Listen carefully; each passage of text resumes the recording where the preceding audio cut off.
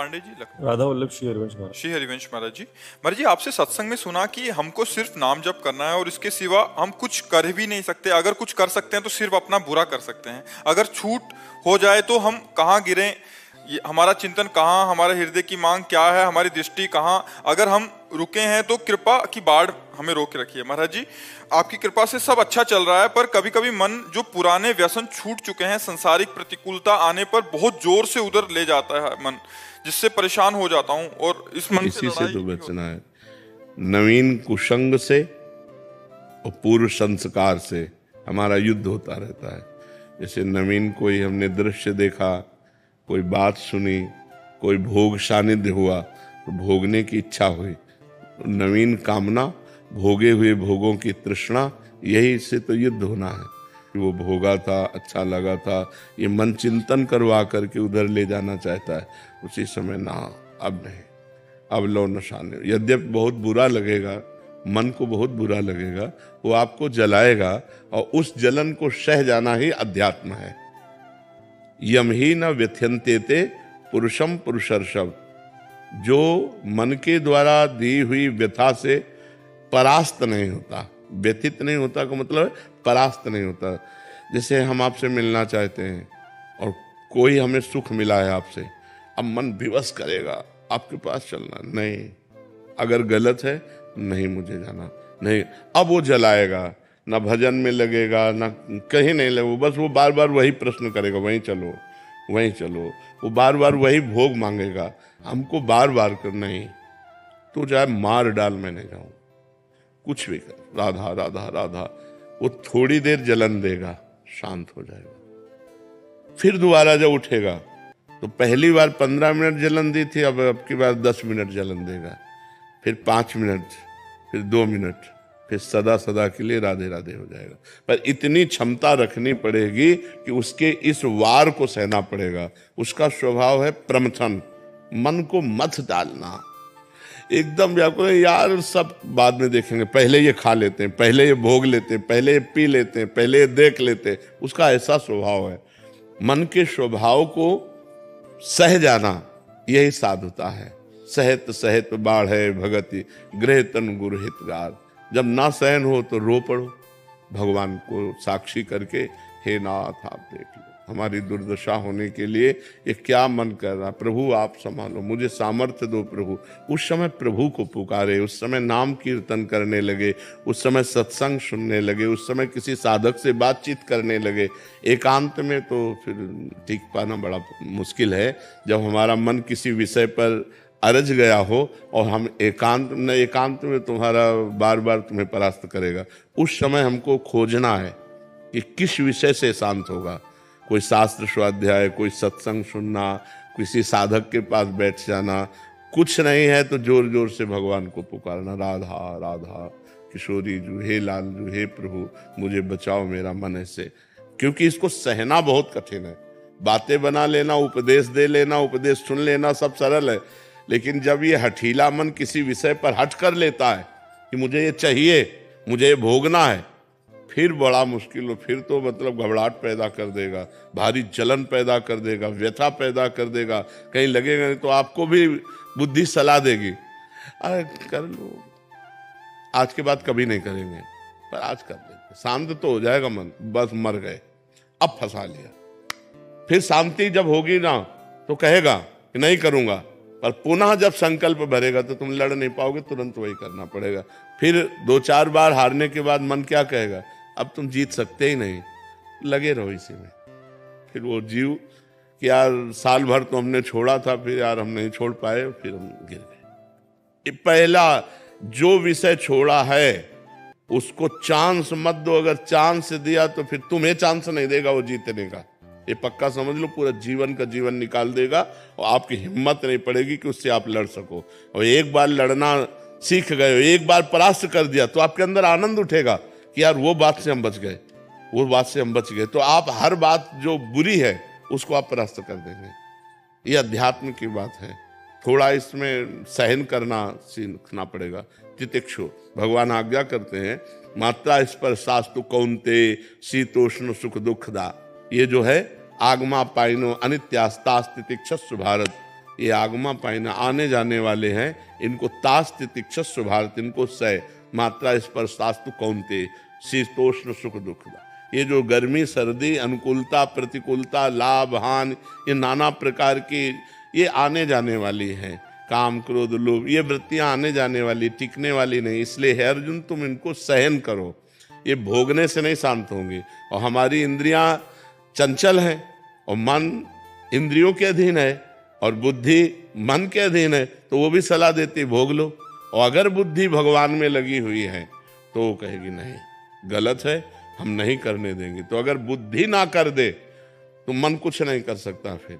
लेकिन मन इतना बलवान है कि वो बुद्धि को अपने अधीन करा के दस्तखत करवा लेता है और इंद्रियों के साथ भी मनमानी विचरण करता है। इसलिए खूब नाम जप करो, सत्संग सुनो और सहन करना सीखो।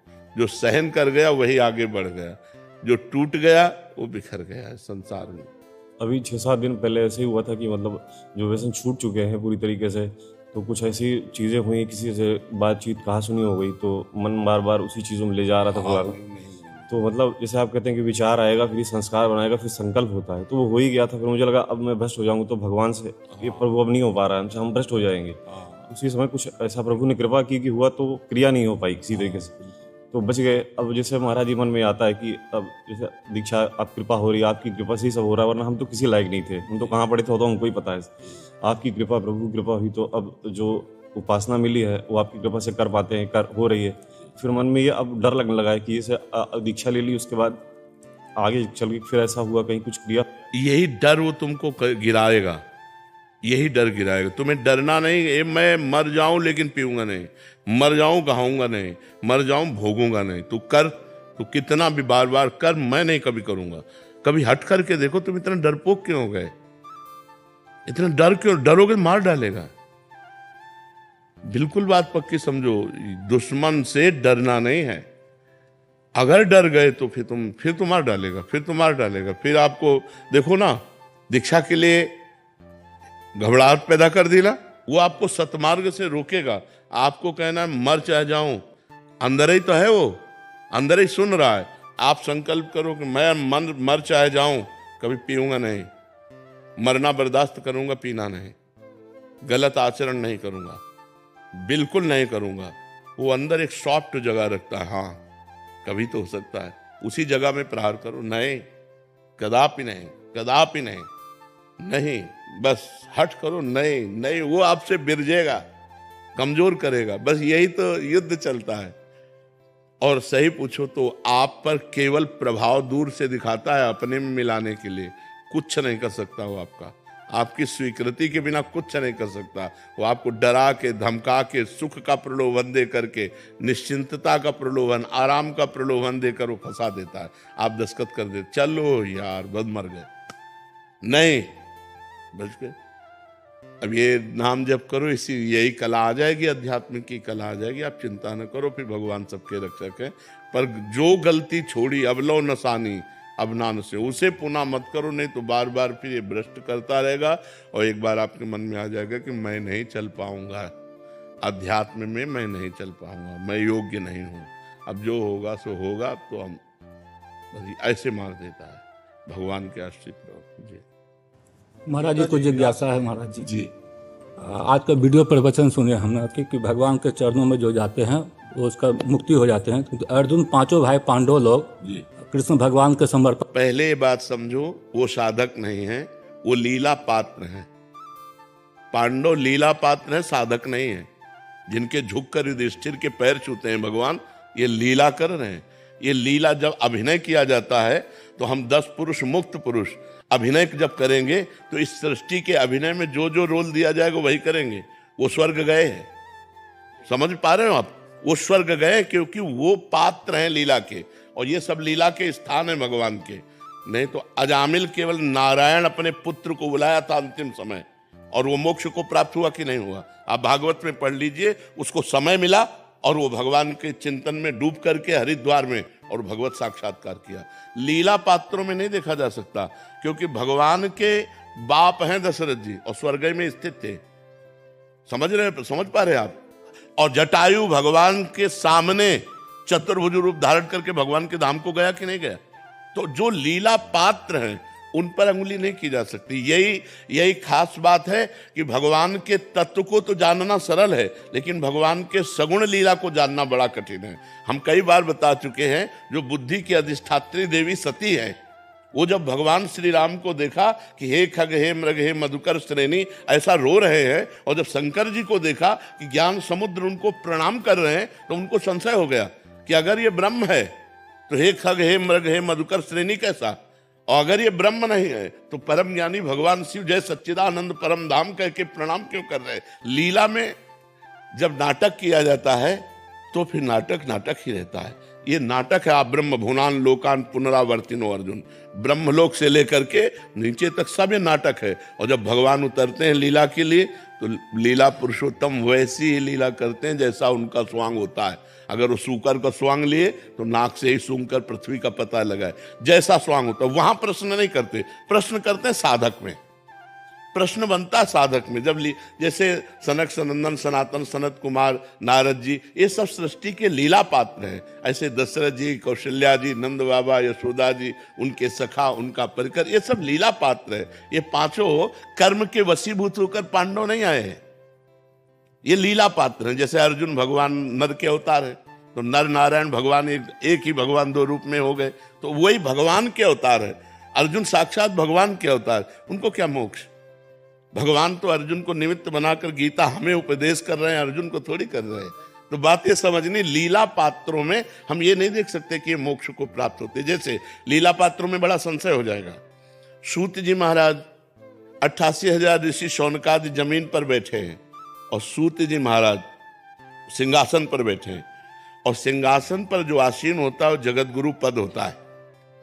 उस समय वो उठकर नहीं खड़ा होगा। अगर कथावाचक कथा कह रहा है तो कोई भी संत महात्मा आवे वहीं से नमन कर देगा, उठ करके खड़ा नहीं होगा कि मंच में खड़ा होकर के उठकर भागवत प्रवक्ता, क्योंकि वो आचार्य पदवी पर विराजमान, सर्वाचार्य पदवी वही होती है। उस समय गान आपको पता है, बलराम जी ने मार दिया कि जब हम उठ आए तो तुम उठकर खड़े क्यों नहीं हुए, और ऋषियों ने उनको कवच मंत्रों के द्वारा ये सुरक्षित कर दिया था कि जब तक आप कथा कहेंगे तब तक यमराज की भी ताकत नहीं कि मार दे।